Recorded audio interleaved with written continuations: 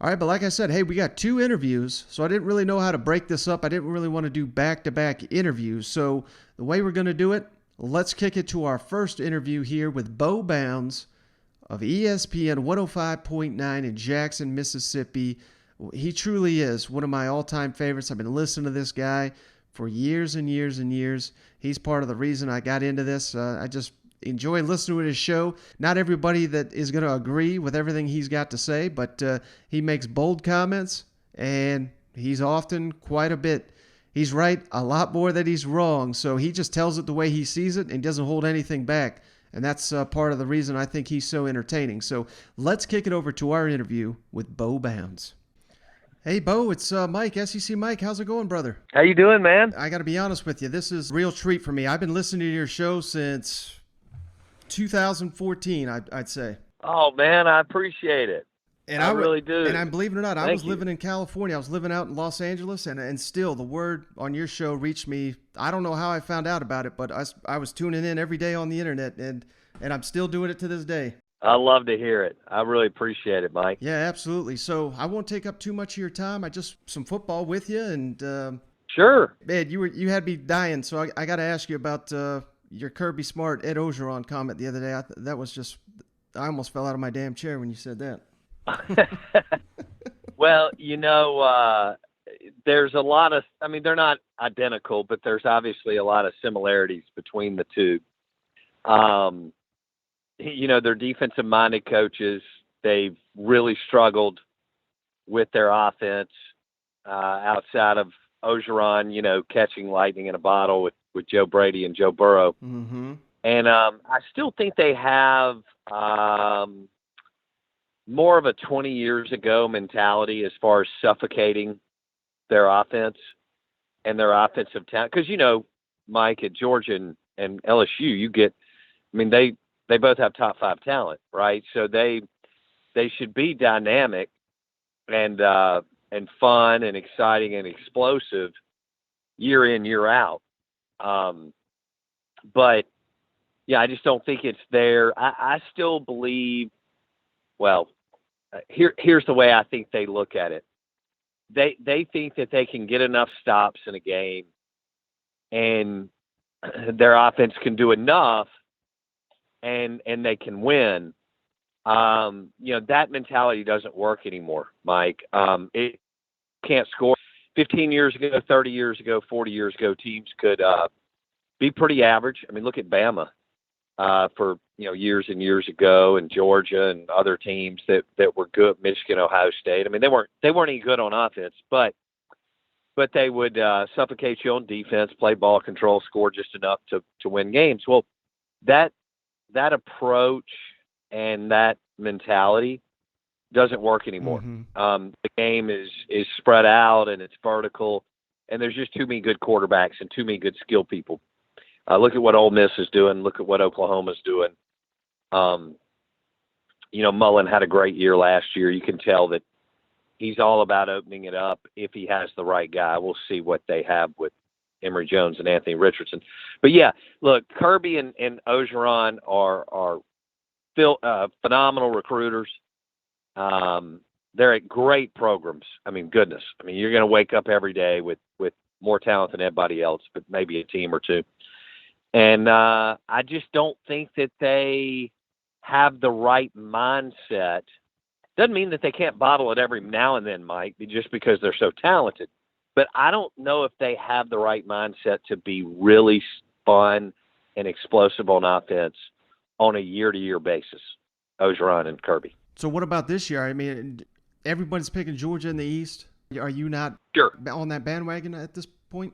Well, should they win it? Absolutely. They have more talent than anybody in the East, and they had the best schedule. I picked Florida probably just to mess with people. But I wouldn't be surprised, if Dan was able to pull it off. Should he? No. Is Dan a much better coach? Absolutely. Does he know how to coach the most important side of the ball? Offense, yes. And the most important position, quarterback, yes. But Mike, you're hitting on something. I mean, the East is atrocious. South Carolina is not any good. Tennessee's in major transition. They're not going to be I mean, they may have a nice team, but they're not going to scare anybody. Mm-mm. And then Kentucky, Vandy, and Mizzou don't matter. So, when you look at it, there's no question this is low-hanging fruit for Kirby Smart in Georgia. But I wouldn't be surprised, Mike, if they screw it up. I can't wait to see. Look, they should win this Clemson game, right? Clemson's lost. I mean, they lost their quarterback, number 1 pick in the draft. They lost ETN, first-round pick. They lost 2 big-time receivers, and I think 2 offensive linemen. And yet Vegas has Clemson right as a favorite over Georgia on a neutral field that doesn't matter in Charlotte, a town that doesn't care about college football. And yet Vegas has Clemson favored, Mike. In other words, that tells me something. That tells me that they believe that Dabo and Venables are better than Kirby and Monken. And that is, Georgia should be a 7+ point favorite, Mike. And yet they're not. And I expect a low-scoring game. Wouldn't be surprised if Venables bottles up JT Daniels and Kirby's offense, whatever that is, and Clemson squeaks out a win. Should Georgia win? No doubt. Will they? I doubt it. Yeah, I think you might be onto something because Clemson, they're the ones with the new quarterback. Georgia's the one with the returning quarterback too. So it just kind of, adds to what you're saying there. But you hit on something there, Dan Mullen. I know what you think of him. I think the same thing. I think he's one of the best. I think it's totally overlooked what he did at Mississippi State. I think he's, I'm not that old, but I think he's the best coach they've ever had. Oh, yeah.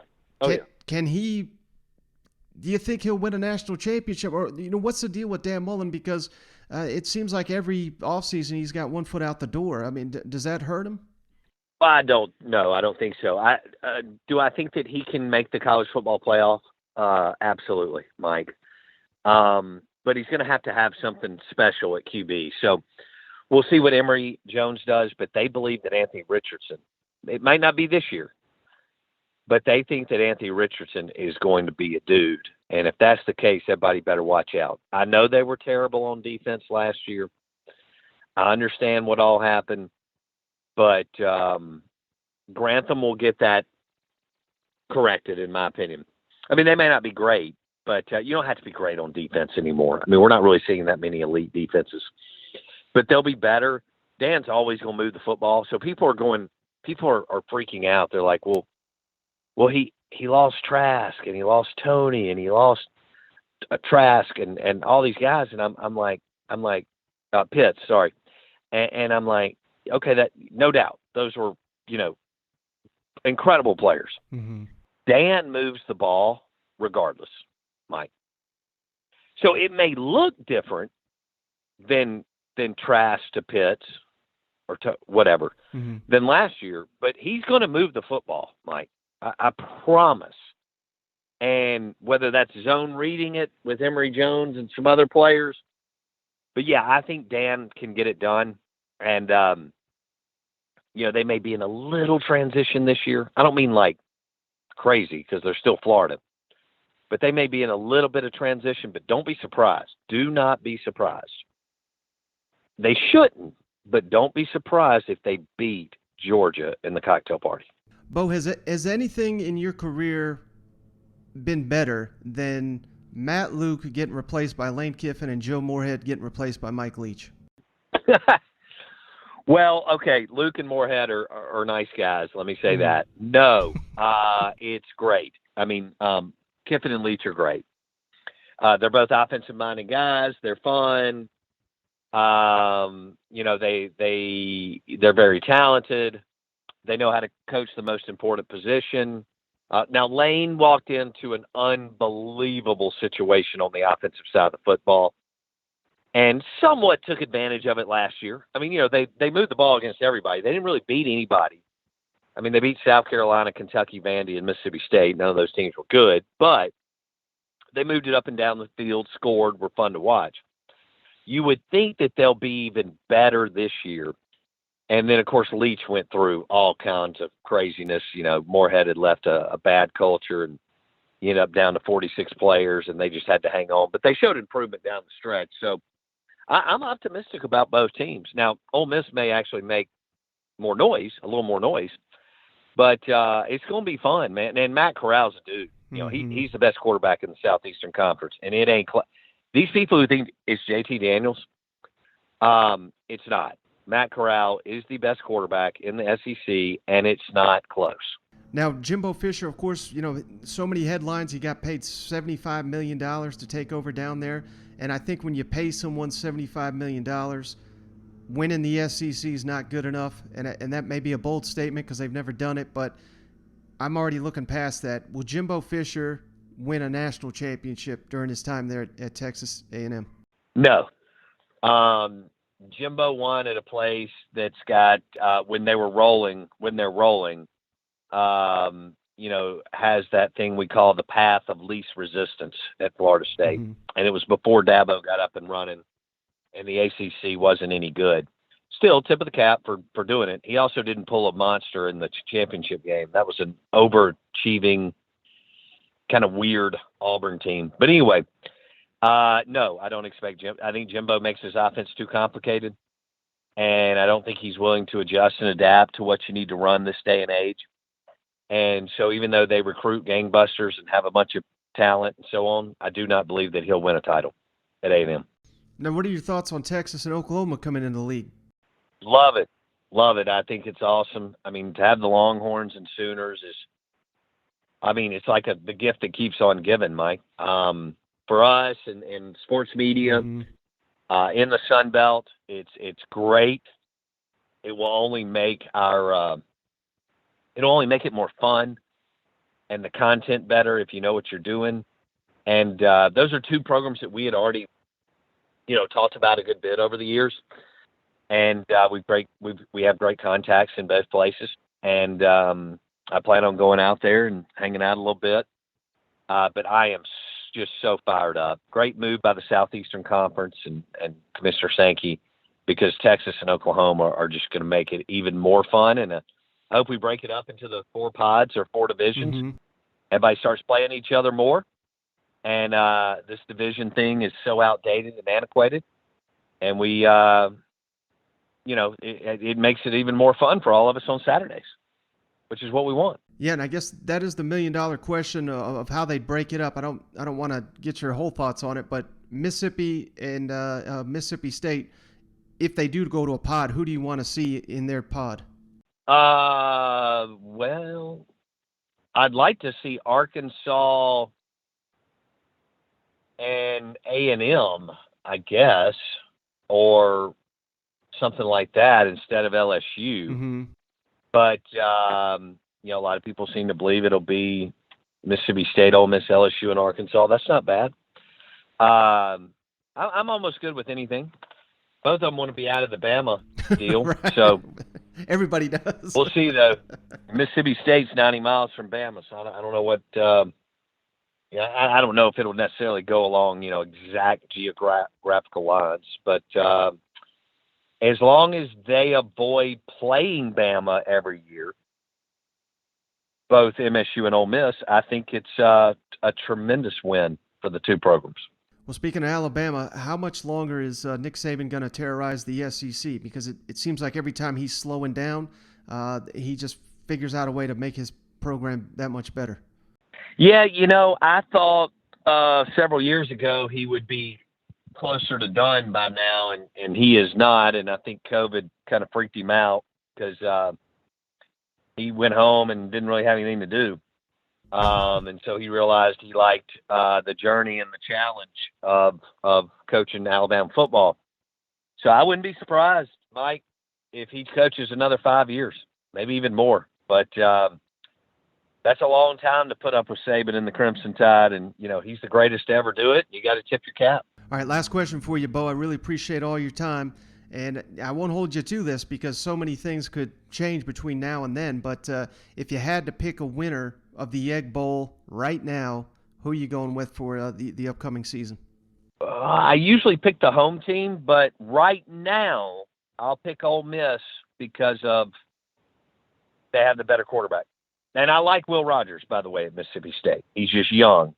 And he doesn't have the same dudes around him as Matt Corral does. Mm-hmm. And I'm not sure what the MSU offensive line is going to look like. Mm-hmm. So I'll give a slight edge to Ole Miss because Corral is incredible and I think should be a top 5 pick in the NFL draft. Oh, wait, I'm sorry. One more I forgot to ask you about Arkansas. Is that the toughest job in the country? Because, my God, the expectation and you could have a top 20 recruiting class and you could still potentially got the worst recruiting class in that division.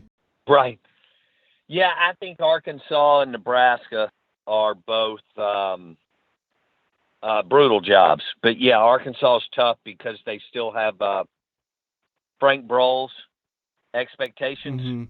And, that was 45 years ago. And the ESPN democratized college football, and there's been a paradigm shift. And although the Razorbacks can be, salty and good when run right and so on, they're never going to be what they were in 1972. Like, all right, he's Bo Bounds, host of Out of Bounds with Bo Bounds on ESPN, The Zone 105.9. I really appreciate you, Bo. You're one of the best out there, truly. Mike, I appreciate you saying that. I really enjoyed it, man. Reach out anytime, and I hope you have a great football season, bud. All right, so just want to say thanks again to Bo for hopping on the line. And you can follow him at Bo Bounds. That's in the show notes, and there's also a link to his program. Got to check it out. I'm telling you, not just for everyday SEC content, but when there's trouble brewing down there in the state of Mississippi, his show is just an incredible listen. And they even have online. They got YouTube too, so check out the YouTube as well. But I cannot recommend that show enough. Bo Bounds, really appreciative of him coming on the show.